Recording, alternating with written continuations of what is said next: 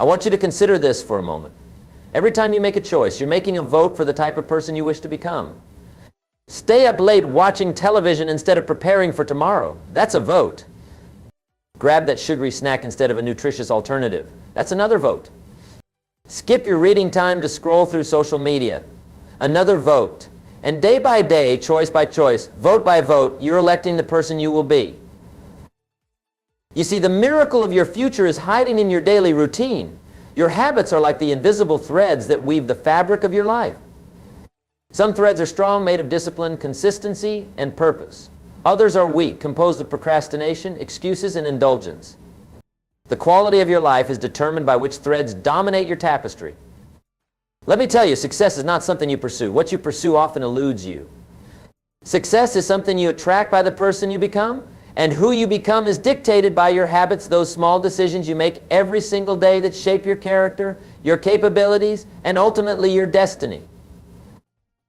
Now, I'm not here to tell you that killing your weak habits is easy. It's not. If it were easy, everyone would be living extraordinary lives. But most people are not willing to pay the price. They're not willing to make the sacrifices necessary to achieve greatness. They're comfortable with their excuses, their rationalizations, their justifications for why they can't achieve their dreams. But I know you're different. You're here today because something inside you knows that you're capable of more. You're here because you want to rebuild yourself into someone stronger, more disciplined, more capable of achieving the extraordinary. And that journey begins with identifying and eliminating the weak habits that have been holding you back. Let's talk about the process of transformation. It starts with awareness. You cannot change what you do not acknowledge. Take inventory of your life. What habits do you currently have that are not serving your highest good? Be brutally honest with yourself. The truth might be uncomfortable, but comfort never transformed anyone. Perhaps it's your morning routine, hitting the snooze button 3 times before dragging yourself out of bed, rushing through your morning without intention or purpose. Maybe it's how you manage your finances, spending impulsively on things that provide temporary pleasure but no lasting value. It could be your health habits, choosing convenience over nutrition, inactivity over movement, distraction over rest. Whatever your weak habits are, I want you to write them down. There's power in putting them on paper. It forces you to confront them. It strips them of their power to operate in the shadows of denial and rationalization. Once you've identified your weak habits, the next step is to replace them with strong ones. Nature abhors a vacuum. You cannot simply eliminate a weak habit without replacing it with something better. If you try, the old habit will creep back in when you're not looking.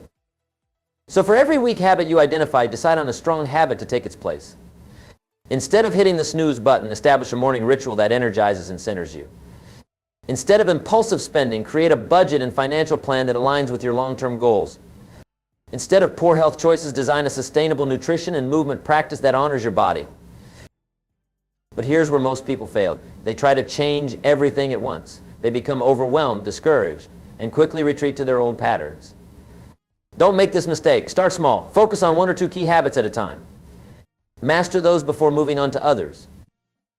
Remember, we're not aiming for perfection. We're aiming for progress. Small, consistent improvements compound over time. A mere 1% improvement each day adds up to a 37-fold improvement over the course of a year. That's the power of compounding, and it works in personal development just as it does in finance. Let me share with you what I call the 5 steps to killing a weak habit. First, identify the habit and understand its triggers. What situations, emotions, or environments prompt this behavior? Awareness is the first step to change. Second, create a compelling reason to change. Your why must be powerful enough to pull you through the discomfort of transformation. If your why is strong, the how becomes easier. Third, design your environment for success. Remove temptations and cues that trigger your weak habits. Surround yourself with people, places, and things that support your new direction. Fourth, establish a replacement habit that serves your goals. Remember, nature abhors a vacuum. Fill the space left by your weak habit with something positive and productive. And fifth, be patient and persistent. Habit change is not an event, it's a process. It takes time for new neural pathways to form in the brain. Stay the course even when progress seems slow. Now let me tell you about the importance of discipline in this process. Discipline is the bridge between goals and accomplishment. It's what turns a dream into a plan and a plan into reality. Without discipline, even the most brilliant strategy will fail. I often say that there are 2 types of pain in life, the pain of discipline and the pain of regret. The pain of discipline weighs ounces, the pain of regret weighs tons. Choose your pain wisely. Discipline isn't about being harsh with yourself. It's about loving your future self enough to make the right choices today. It's about understanding that the temporary discomfort of doing what needs to be done pales in comparison to the lasting satisfaction of becoming who you're capable of being. But here's the interesting thing about discipline. It becomes easier with practice. The more you exercise your discipline muscle, the stronger it gets. Soon what once required significant willpower becomes automatic, even enjoyable. That's when transformation truly takes hold. You know, I've had the privilege of meeting thousands of successful people throughout my career, from entrepreneurs to artists, from athletes to philanthropists. And I can tell you this with certainty, none of them achieved greatness by accident. They all made deliberate choices about their habits. They all understood that excellence is not an act but a habit, as Aristotle so wisely noted. They weren't born with more talent or luck than others. They simply made different choices about how to use their time, their energy, their focus. They chose the pain of discipline over the pain of regret. They chose to kill their weak habits before their weak habits killed their dreams. Let's talk about some specific weak habits that might be holding you back and how to replace them with strong ones. The habit of procrastination is a dream killer. You can do it tomorrow, but tomorrow never comes. Replace it with the habit of immediate action. When you think of something that needs to be done, do it now, not later. Now, this one shift can transform your productivity and your results. The habit of negative self-talk undermines your confidence and limits your potential. Replace it with the habit of positive affirmations and empowering questions. Instead of asking, why does this always happen to me? Ask, what can I learn from this?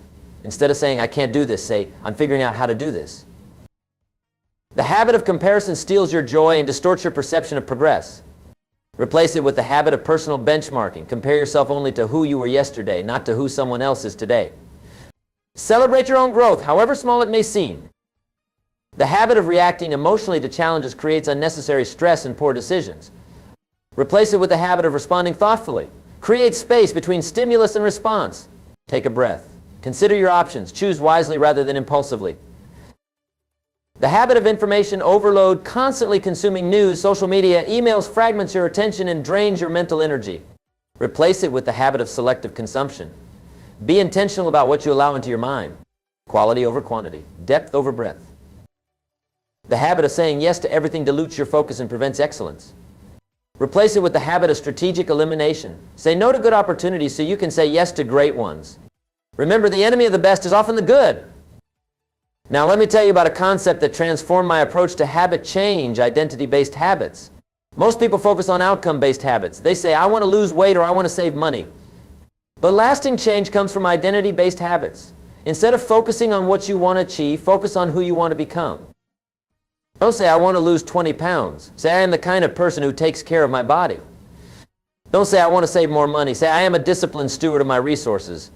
When you change your identity, your behaviors follow naturally. You no longer have to force yourself to act a certain way. You simply act in alignment with who you believe yourself to be. This shift in perspective is profound. It moves habit change from a place of struggle to a place of authenticity. You're not fighting against your nature, you're expressing your true nature. You're becoming who you were always meant to be. But this transformation requires courage. It requires the courage to let go of who you've been to become who you can be. It requires the courage to face the discomfort of change rather than settle for the familiarity of mediocrity. It requires the courage to disappoint others who may be invested in your old ways of being. I've always said that courage is not the absence of fear, it's the judgment that something else is more important than fear. In this case, that something else is your potential, the person you're capable of becoming when you free yourself from the limitations of weak habits. Now, I want to address something important, the role of failure in this process. As you work to kill your weak habits, you will fail. Let me say that again, you will fail. There will be days when old patterns reassert themselves, when willpower wanes, when circumstances conspire against your best intentions. But here's the key. Failure is an event, not a person. Just because you failed doesn't mean you are a failure. It simply means you're human. The question is not whether you will fail, but how you will respond when you do. Will you use failure as an excuse to give up, or will you use it as feedback to grow? Will you see it as evidence that change is impossible, or will you see it as a necessary part of the learning process? The great achievers in history, the ones who successfully rebuilt themselves by killing their weak habits, didn't avoid failure. They failed more often than most, but they persisted, they learned, they adjusted, and eventually they succeeded. So when you fail and don't beat yourself up. Don't use it as evidence that you can't change. Instead, get curious. What triggered the relapse? What could you do differently next time? How can you set yourself up for greater success going forward?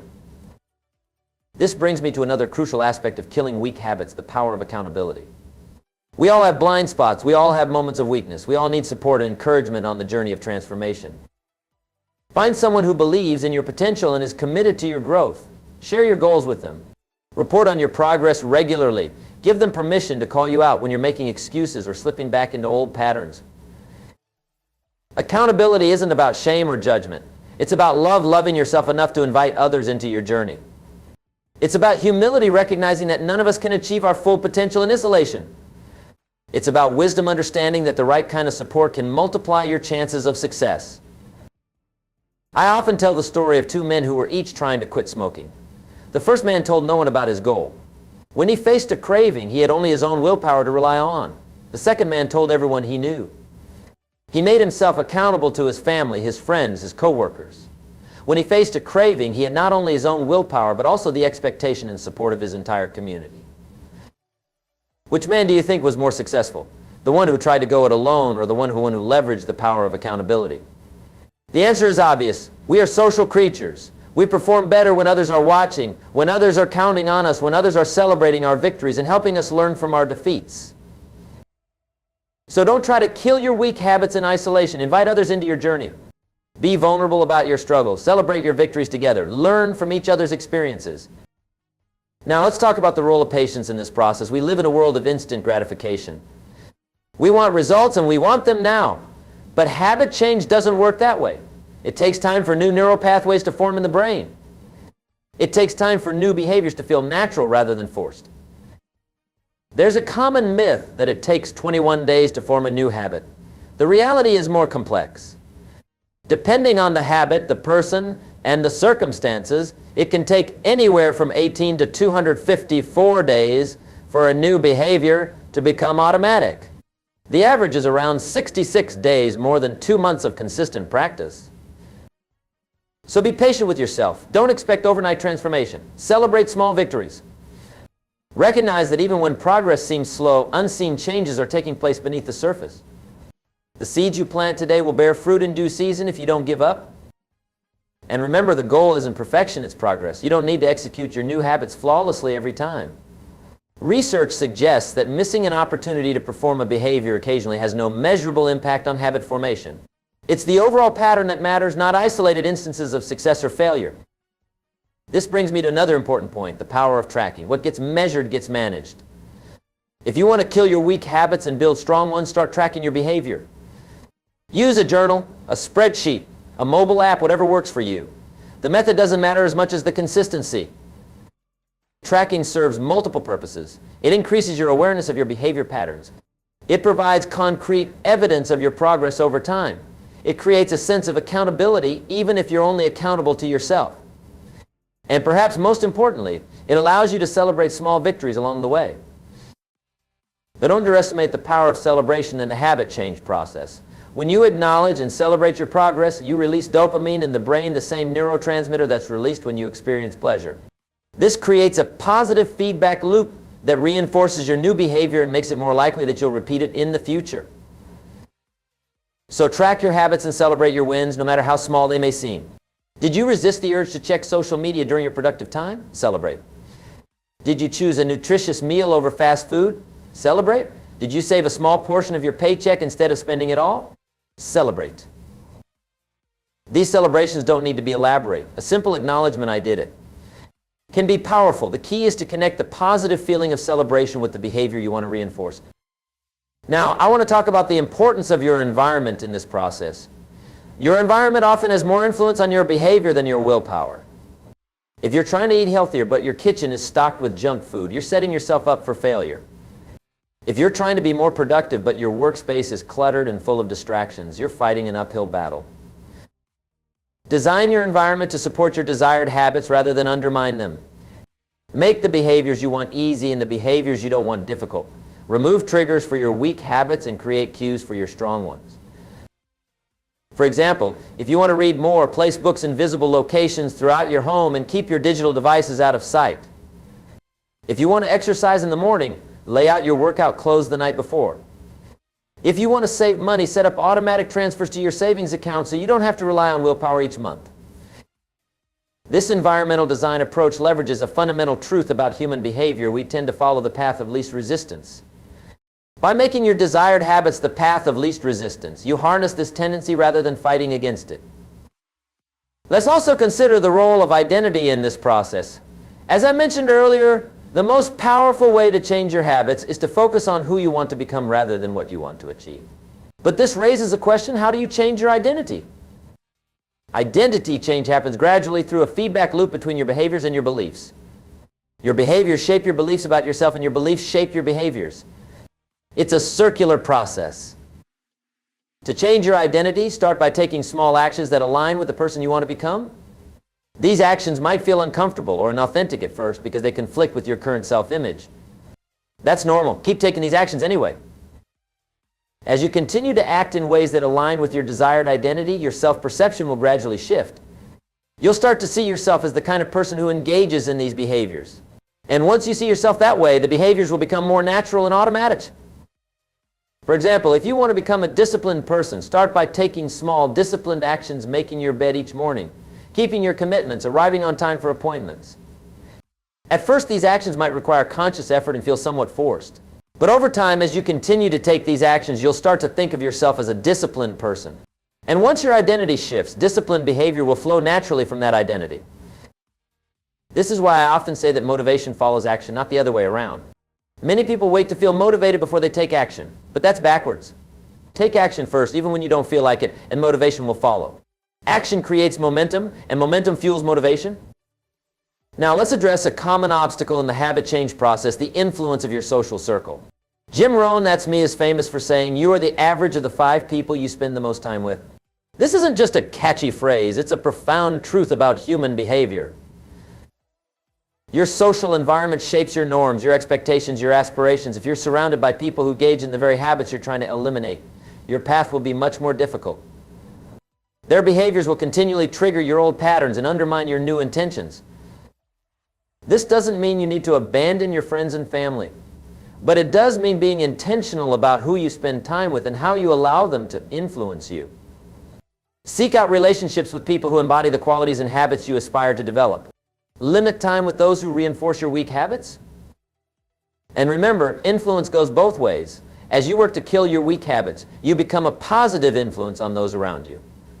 Your transformation can inspire others to embark on their own journeys of growth and change. Let me share a powerful truth that has guided my own journey. Success leaves clues. Whatever you want to achieve or become, someone has already paved the way. Learn from them. Study their habits, their mindsets, their strategies. You don't need to reinvent the wheel. If you want to become financially successful, study the habits of wealthy people. If you want to improve your health, study the habits of healthy people. If you want to build a thriving business, study the habits of successful entrepreneurs. This doesn't mean blindly copying others. We each have our own unique circumstances, strengths, and challenges. But by learning from those who have achieved what you aspire to achieve, you can accelerate your progress and avoid common pitfalls. Books, podcasts, courses, mentors, these are all valuable resources for learning success habits. Invest in yourself by investing in these resources. The knowledge and insights you gain will pay dividends for the rest of your life. Now, I want to address an important question. What if you're not sure which habits to cultivate? What if you're unclear about the person you want to become? Start by clarifying your values and goals. What matters most to you? What kind of life do you want to create?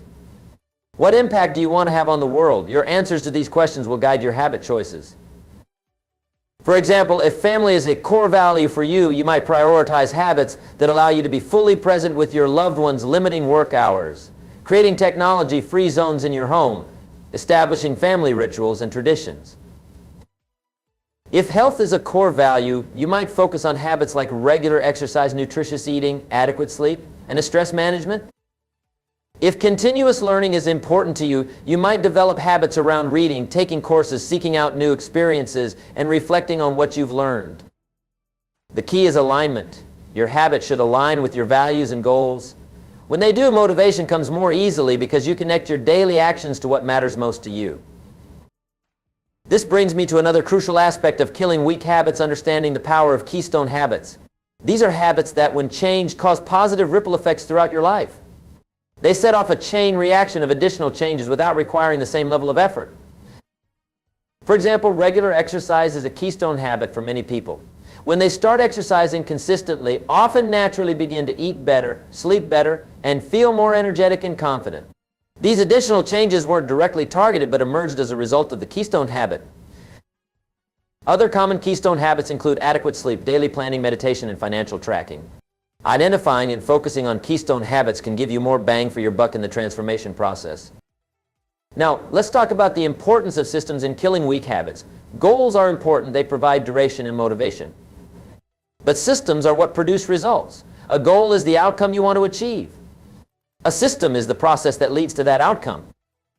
Too often we focus solely on goals without designing effective systems to achieve them. We say, I want to lose 20 pounds without establishing a sustainable nutrition and exercise system. We say, I want to write a book without creating a consistent writing practice. The problem with this approach is that once you achieve a goal, the behavior often stops. But when you fall in love with the system, the daily process, you continue the behavior long after the initial goal is achieved. So by all means, set ambitious goals. But then shift your focus to designing and implementing the systems that will move you toward those goals. Fall in love with the process, not just the outcome. Let me tell you a story that illustrates this principle. I once knew a man who set a goal to run a marathon. He trained diligently for months, completed the marathon, and then stopped running altogether. The goal had been achieved, so the behavior ceased. I knew another man who also set a goal to run a marathon, but instead of focusing solely on the race, he focused on becoming a runner. He designed a sustainable running practice that fit into his lifestyle. He joined a running club. He explored different types of runs, trails, tracks, roads. After completing the marathon, he continued running because he had fallen in love with the process. The marathon was simply a milestone on a longer journey. Which approach do you think leads to more lasting change?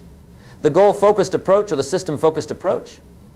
The answer is clear. Systems trump goals when it comes to long-term transformation. Now, I want to address a common misconception about habit change, the idea that it's all about willpower. Willpower is a limited resource. If you rely solely on willpower to kill your weak habits, you'll eventually exhaust it and revert to your old patterns.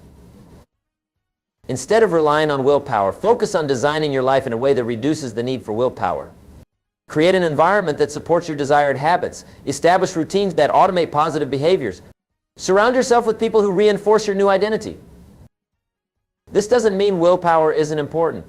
It is, especially in the early stages of habit change when new behaviors haven't yet become automatic. But willpower should be your backup system, not your primary strategy. Think of willpower as emergency savings rather than your regular income. You don't want to deplete it on day-to-day expenses. You want to reserve it for unexpected challenges and obstacles. Let me share another powerful strategy for killing weak habits, the use of implementation intentions. These are specific plans that detail when, where, and how you'll perform a particular behavior. They take the form of when situation X arises, I will perform response Y. For example, instead of saying, I'll exercise more, you might say, every Monday, Wednesday, and Friday at 7 a.m., I'll go to the gym and follow my workout plan. Instead of saying, I'll eat healthier, you might say, when I feel the urge to snack in the afternoon, I'll eat an apple or a handful of nuts.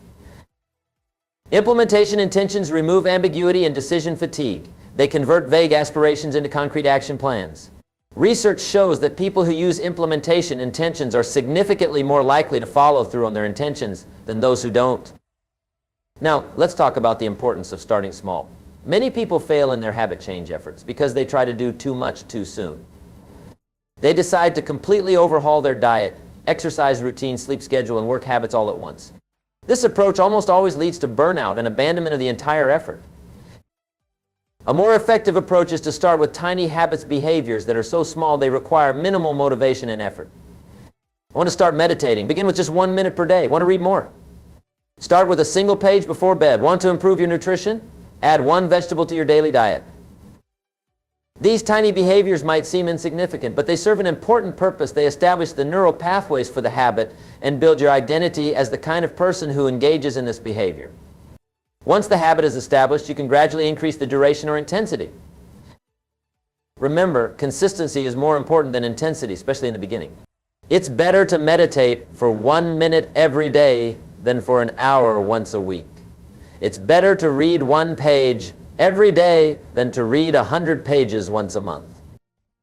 Start small, be consistent, and gradually increase the challenge as the behavior becomes more automatic. This approach is sustainable and leads to lasting change. Now, I want to address a question that might be on your mind. How long does it take to kill a weak habit? The answer depends on several factors: the strength of the habit, your motivation for change, the effectiveness of your strategy, and the support systems you have in place. Some habits can be changed relatively quickly in a matter of weeks. Others may take months or even years to fully transform. The key is to focus on the process rather than the timeline. Trust that if you're consistently taking steps in the right direction, change will happen, even if it's slower than you'd like. And remember, habit change isn't linear. You'll experience setbacks along the way. There will be days when old patterns reassert themselves, when motivation wanes, when progress seems elusive.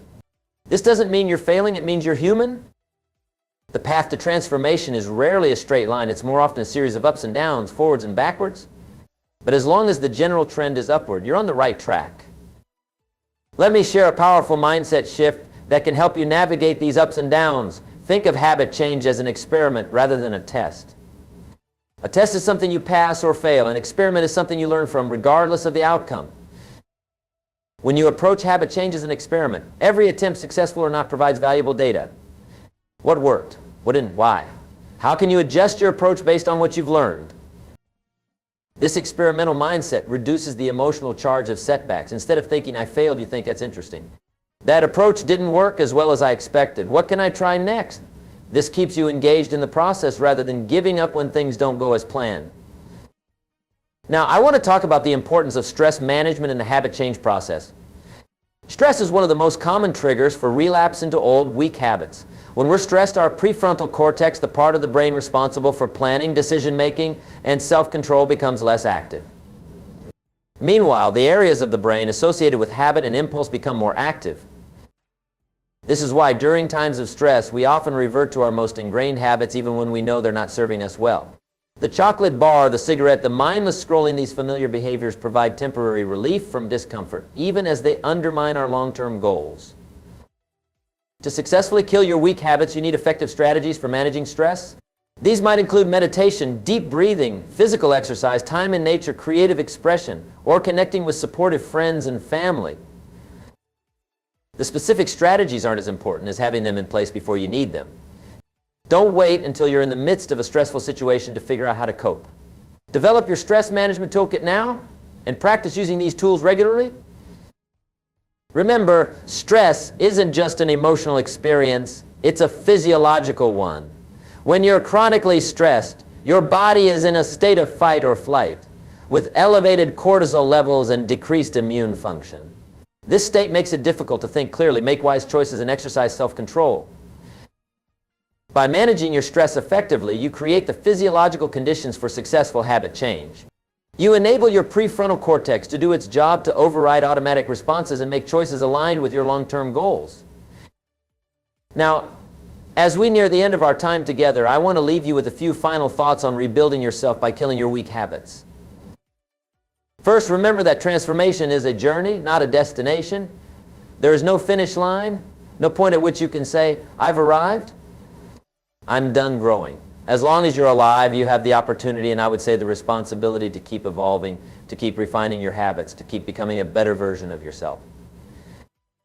Second, be kind to yourself along the way. Self-criticism doesn't motivate lasting change. It often does the opposite. Treat yourself with the same compassion and understanding you would offer to a dear friend who is working to overcome a challenge. Celebrate your progress, learn from your setbacks, and keep moving forward. Third, remember that the purpose of killing weak habits isn't just to eliminate negative behaviors, it's to create space for something better. It's to free up your time, energy, and attention for the things that truly matter: your relationships, your purpose, your growth, your contribution to the world. And finally, understand that this process of rebuilding yourself is one of the most worthwhile endeavors you can undertake. By consciously shaping your habits, you're consciously shaping your destiny. You're taking the reins of your life rather than being carried along by default patterns and societal expectations. This is your life we're talking about, not someone else's, yours. You get to decide how to live it. You get to decide what habits to cultivate and what habits to eliminate. You get to decide who to become. So I ask you, what kind of person do you want to be? What kind of life do you want to create? What weak habits are holding you back from becoming that person and creating that life? Now is the time to answer these questions. Now is the time to commit to the process of transformation. Now is the time to begin rebuilding yourself by killing your weak habits. Remember, discipline is the bridge between goals and accomplishment. It's what turns a dream into a plan and a plan into reality. Discipline weighs ounces, regret weighs tons. Choose your pain wisely. The journey of transformation won't be easy, but I promise you it will be worth it. Every step you take toward becoming the person you're capable of being is a step toward a more fulfilling, purposeful, and impactful life. So start today, start now. Identify one weak habit to eliminate and one strong habit to cultivate in its place. Take one small step in the right direction, then tomorrow take another, and the day after that, another. Day by day, choice by choice, habit by habit, you'll rebuild yourself into someone stronger, more disciplined, more capable of creating the life you truly want. And when you look back on this journey years from now, you'll be amazed at how far you've come, at who you've become, at what you've accomplished. The miracle of your future is hiding in your daily routine. Your habits are the invisible threads that weave the fabric of your life. Choose wisely which threads you allow to dominate your tapestry. Success is nothing more than a few simple disciplines practiced every day. Failure is simply a few errors in judgment repeated every day. The real question is, what are you practicing daily? You are not what you want to be. You are not what you hope to be. You are not what you intend to be. You are what you do. Your habits define you. They create your life story one day at a time. So write a story worth telling. Create a life worth living. Become a person worth becoming. It all starts with your habits, those small decisions you make every single day that shape your character, your capabilities, and ultimately your destiny. The choice is yours. The time is now. The person you're capable of becoming is waiting for you to take that first step. I don't keep them waiting any longer.